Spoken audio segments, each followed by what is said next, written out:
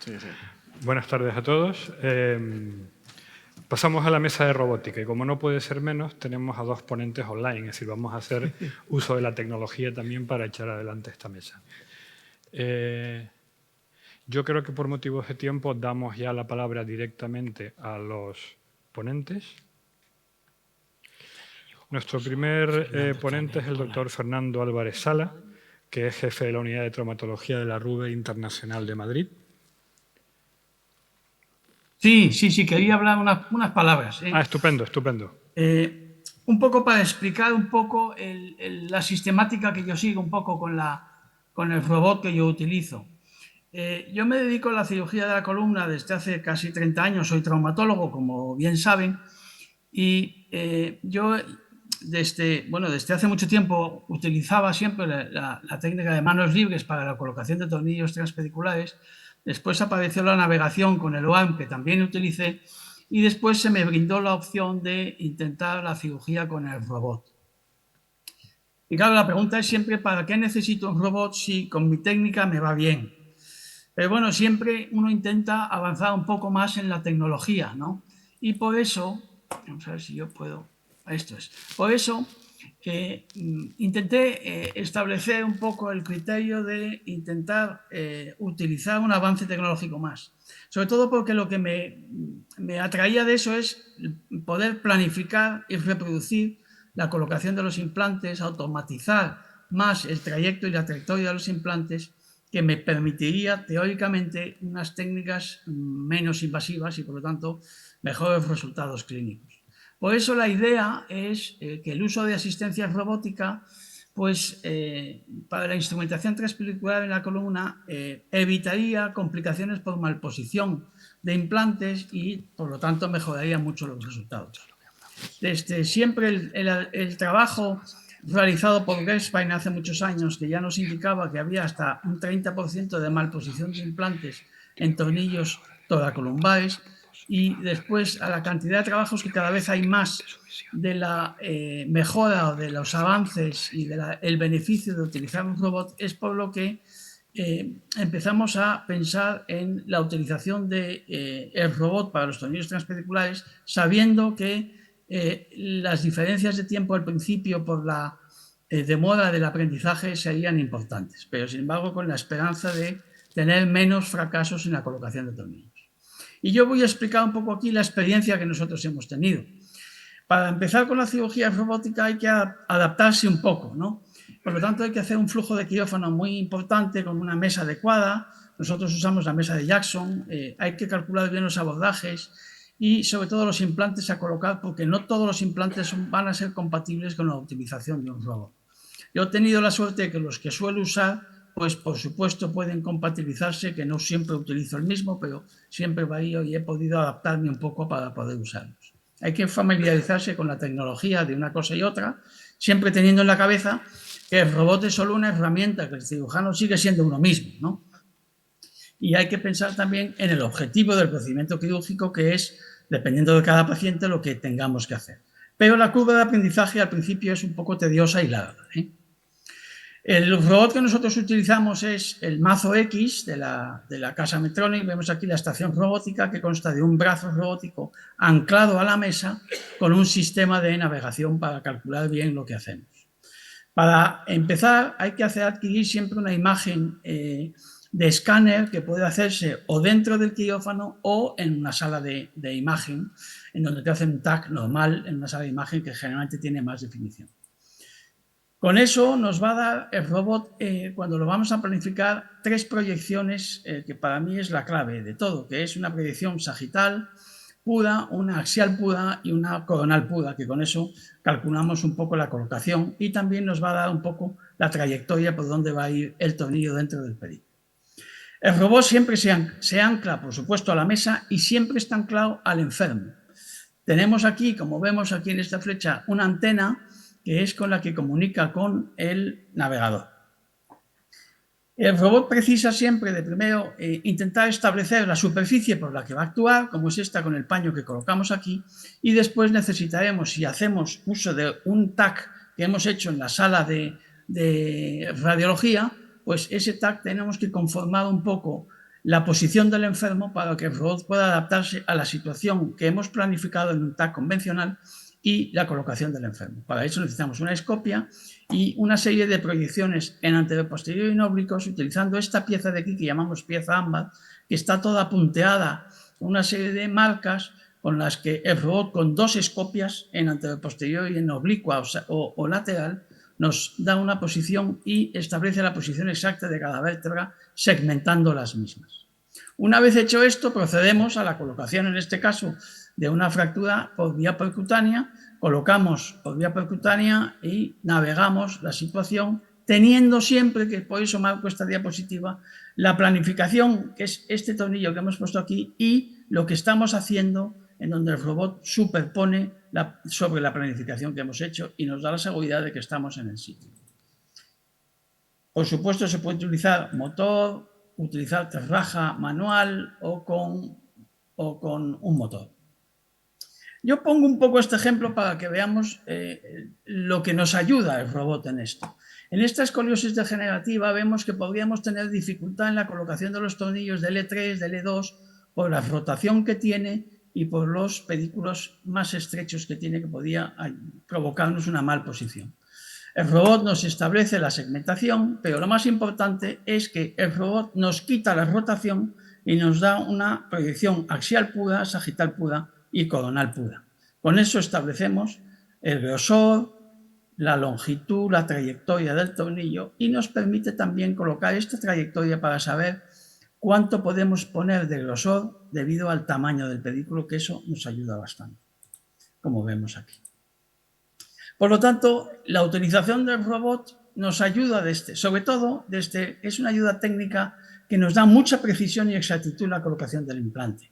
Tiene inconvenientes, como es que la curva de aprendizaje a veces es tediosa y larga y que hay que planificarlo bien porque las vías de abordaje a veces, si intentamos hacerlas demasiado pequeñas, el robot puede chocar un poco con la piel si está con mucha rigidez y entonces nos puede engañar. En conclusión, lo único que yo quería decir es que para nosotros el tiempo de cirugía fue un poco mayor cuando estábamos con la curva de aprendizaje, pero que se ha ido reduciendo y actualmente es ligeramente menor que antes en casos sencillos, pero es sensiblemente menor que en deformidades complejas. La duración del ingreso, al tener menos atrición muscular y menos afectación de los tejidos, el ingreso fue menor con el robot, pero lo más importante es que las revisiones de tornillos intraoperatorias son significativamente menores, pero sobre todo lo que es prácticamente inexistente son las cirugías de revisión para mala colocación de los implantes. Por lo tanto, el posoperatorio generalmente, en líneas generales, es menor. Con esto acabo esta conclusión de esta breve introducción de lo que nosotros hacemos. Esto es nuestro servicio y nuestra unidad en el Hospital Ruber Internacional. Muchas gracias. Muy bien, muchas gracias, doctor Álvarez Sala. Puede quedarse con nosotros, ¿verdad? Para preguntas. Sí, claro, por supuesto. Estupendo, muchas gracias. Entonces, bueno, si no, para seguir avanzando, aquí llevamos retraso, pasamos a la tercera comunicación, al tercer ponente, Víctor Rodríguez Domínguez, que es neurocirujano del Hospital de la Paz de Madrid.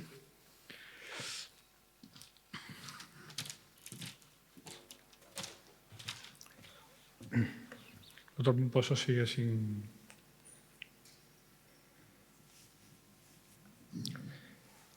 Buenas tardes o buenas noches a todos. Lo primero, agradecer a la organización por la invitación a participar en el Congreso. Bueno, mi presentación no pretende hablar de características concretas de ninguno de los robots. Como sabéis, en el Hospital La Paz trabajamos con el robot Excelsius de Globus, que aquí en España pues, es trabajado por Prim. Pero la idea de la presentación es ver cómo estos sistemas robóticos, que son tan heterogéneos y tienen tantas diferencias entre sí, cómo de manera general creemos que pueden mejorar nuestra cirugía, nuestras intervenciones. A modo de una breve introducción, bueno, el resto de especialidades, como sabéis, lleva empleando la robótica desde hace mucho tiempo, están muy avanzados respecto a la neurocirugía tanto urología, cirugía general, cirugía torácica, ginecología. Prácticamente ya es impensable pensar un hospital de primer nivel sin un Da Vinci, cosa que hace un tiempo pues no era así. Sin embargo, nunca más lejos de la realidad, el primer uso de una cirugía robótica fue en el 85 y realmente fue un procedimiento neuroquirúrgico. Fue la realización de una biopsia cerebral empleando un robot industrial modificado, es decir, los neurocirujanos fuimos los primeros en dar ese salto. Respecto a la historia de la robótica en cirugía espinal, lejos de pensar que es algo reciente, los primeros modelos surgieron en el 1990. Y por controversia de software, de aplicabilidad, se dejaron hasta el 2004, cuando apareció el primer modelo, el Spine Assist. Diferentes modelos han ido apareciendo. Nosotros trabajamos con el Excelsius, es el último modelo implementado en 2017. El doctor Alvarez, como ha comentado, trabaja con el Mazor, que es el último de Medtronic. Entonces, después veremos algunas diferencias específicas entre ellos, pero el objetivo de la charla no es ese, sino que el objetivo de la charla es revisar la evidencia científica más reciente con artículos publicados en el último año acerca de qué beneficios nos puede aportar como neurocirujanos. He empleado estos 3 artículos sobre todo porque me parecen los más relevantes que han surgido en el último año. El primero y el de arriba es un buen artículo publicado el mes pasado en el World Neurosurgery.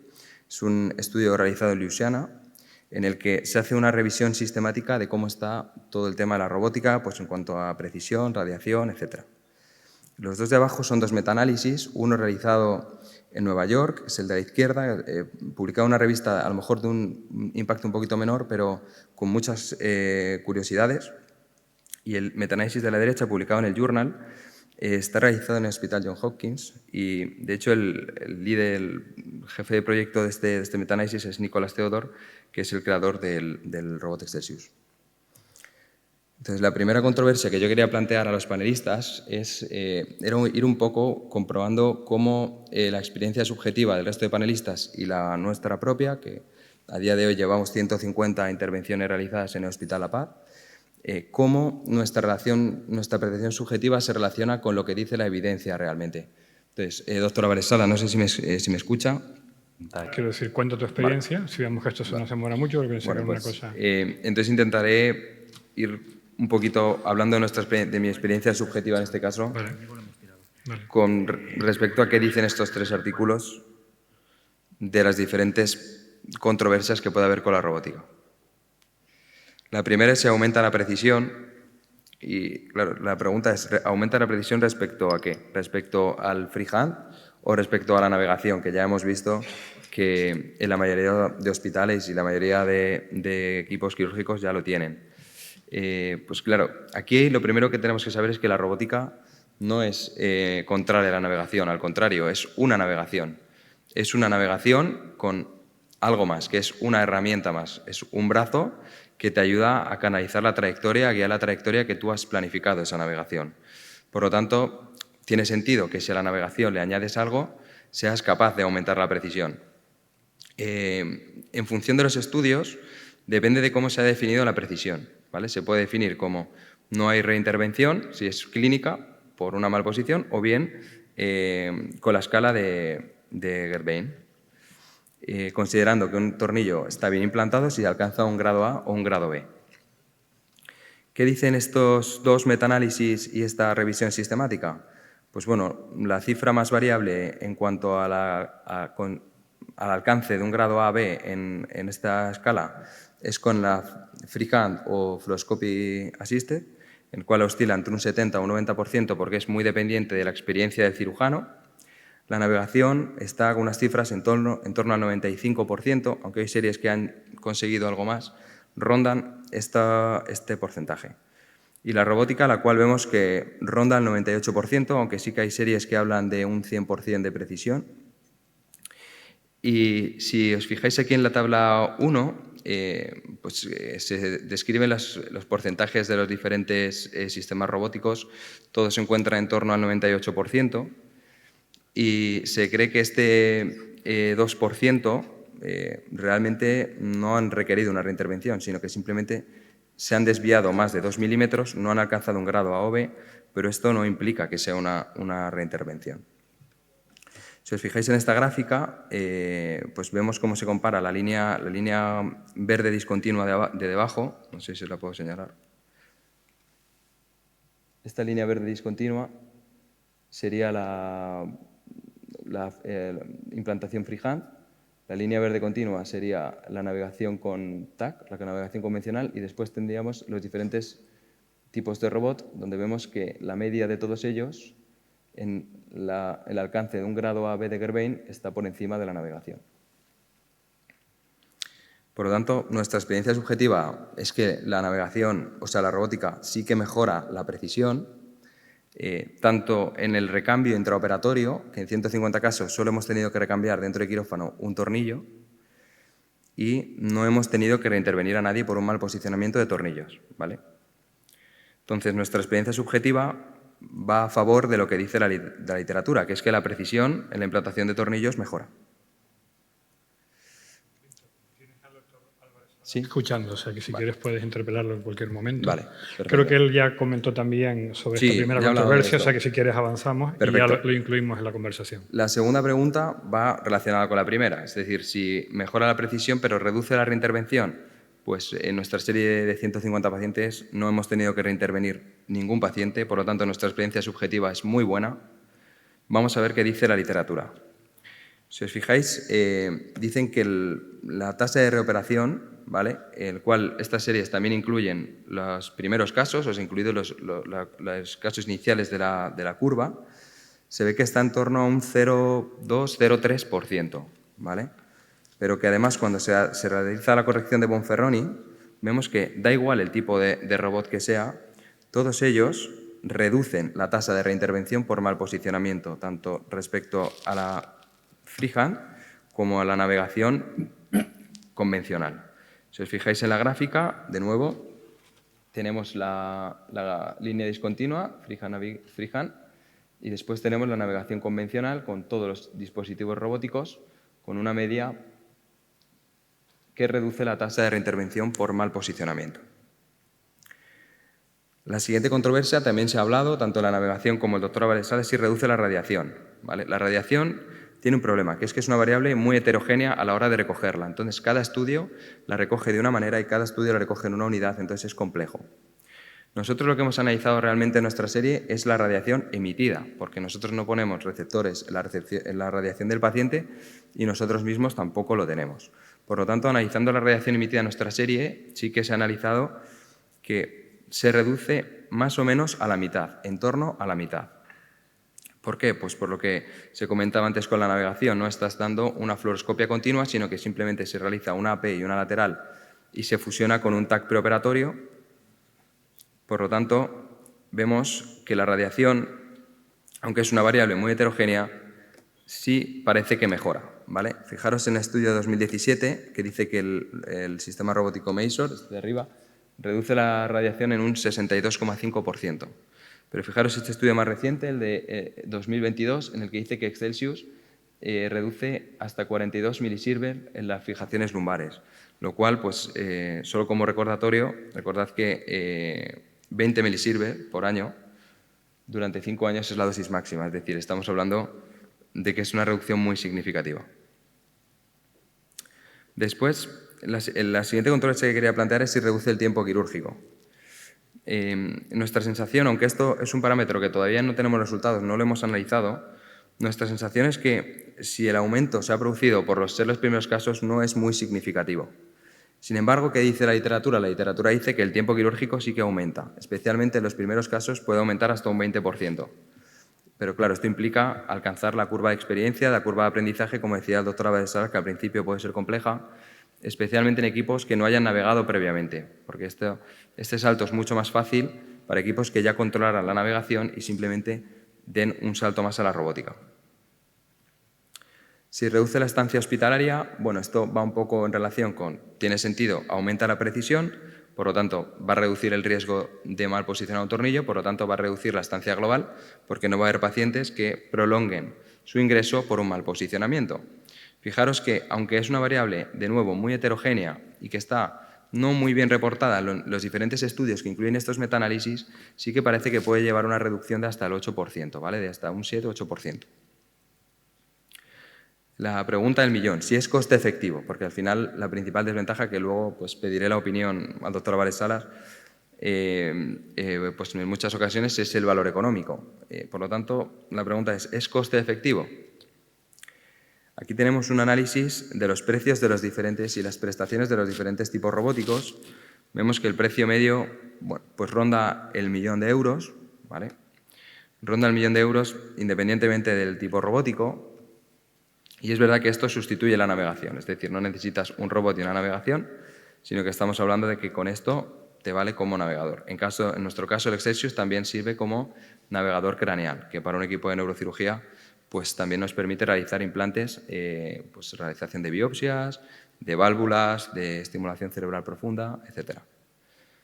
Entonces, claro, 1.000.000 parece mucho, pero realmente si analizamos qué dice la evidencia científica acerca de qué pasa, cuáles son las consecuencias en un sistema público que se implanten tornillos mal posicionados y que haya que reoperar a pacientes o prolongar su estancia por el mal posicionamiento de tornillos, vemos este estudio de 2020, está realizado en Reino Unido, por eso que está en libras, y es un estudio retrospectivo a 2 años, en los cuales se analizan 2.273 pacientes. La mitad se intervienen con la técnica mano alzada o fluoroscopia y la mitad con navegación, exclusivamente navegación, no estoy hablando de robótica.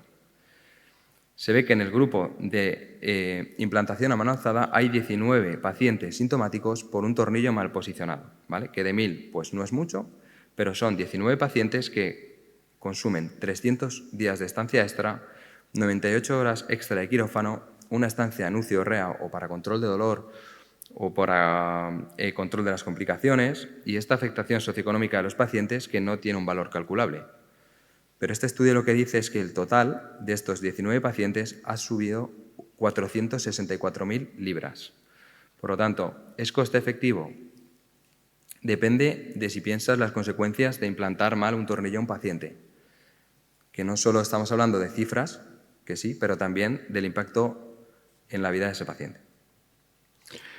Perdóname, Víctor, si te parece, podemos oír la opinión del doctor Álvarez Salas al respecto. Mira, justo esta última es para su percepción subjetiva de la robótica. Estupendo. Le voy a pedir, doctor Álvarez Salas, por favor, ¿cuál cree que es la principal ventaja que le aporta a usted trabajar con un sistema robótico?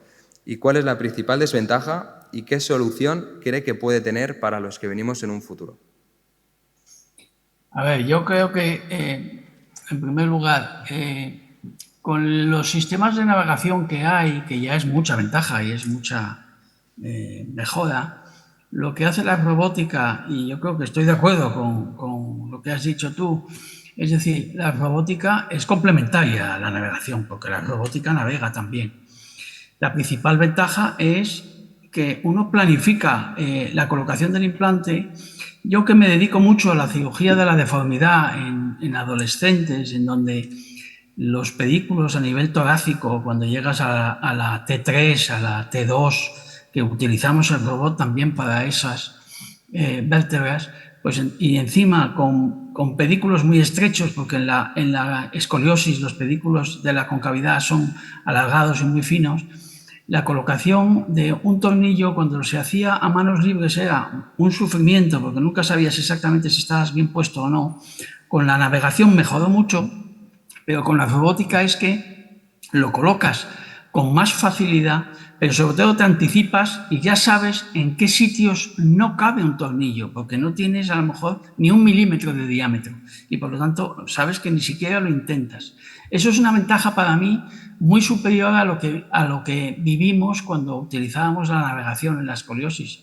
Claro, en la cirugía lumbar esa situación es más parecida a lo que es la navegación. Lo que pasa es que con la robótica, una vez que has cogido el tranquillo y ya tienes la suficiente experiencia, vas mucho más rápido y sobre todo los tornillos los colocas exactamente donde tú más quieres, con menos daño para las articulares que no quieres tocar, etc. O sea, puedes respetar mucho más y colocas mucho más en los implantes para que luego sea más fácil colocar la barra, hacer la reducción que quieras hacer o no, etc.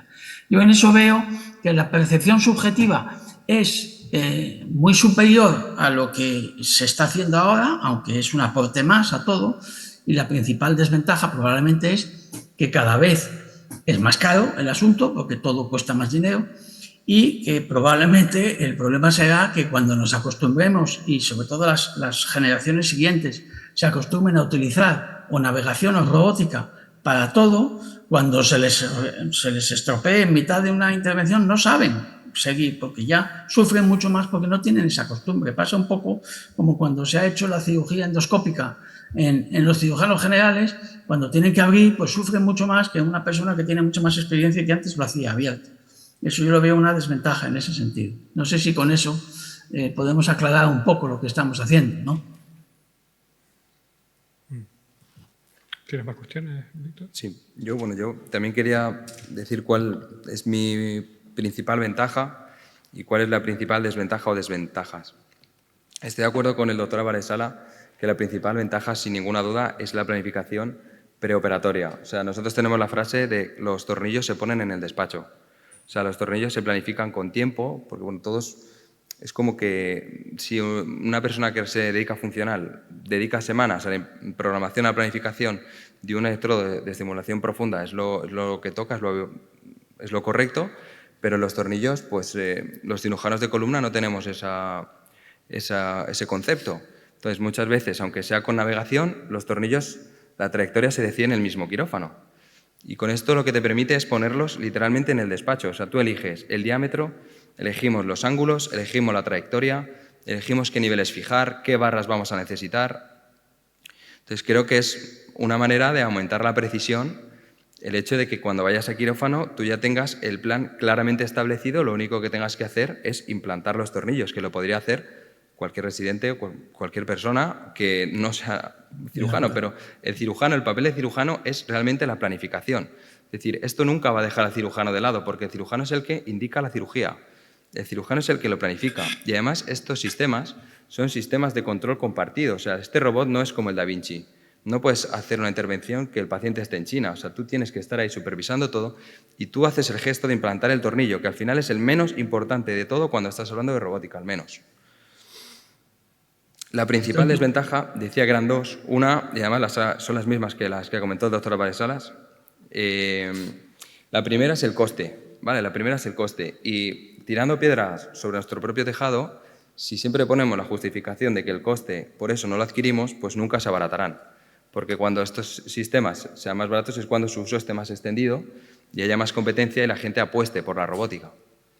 La otra desventaja, la misma que decía el doctor Álvarez Sala, ¿qué pasa si yo, por ejemplo, soy un cirujano joven, el día que voy a hacer una cirugía robótica, pues el robot falla?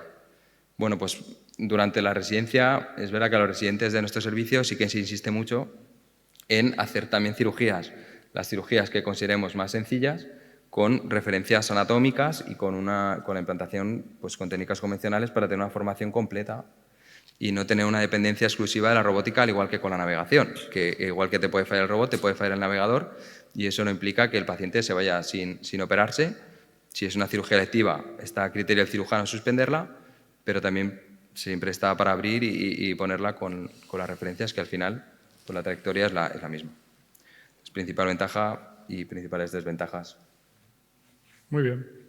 Pues yo creo que por motivos de tiempo ya damos por clausurada la mesa. Mi agradecimiento al doctor Álvarez Sala por haberse conectado con nosotros y haber compartido su experiencia, y a Víctor Rodríguez, por supuesto, por haber llevado un poco también el liderazgo de estas controversias. Muchísimas gracias a todos y pasamos ahora al cóctel de bienvenida.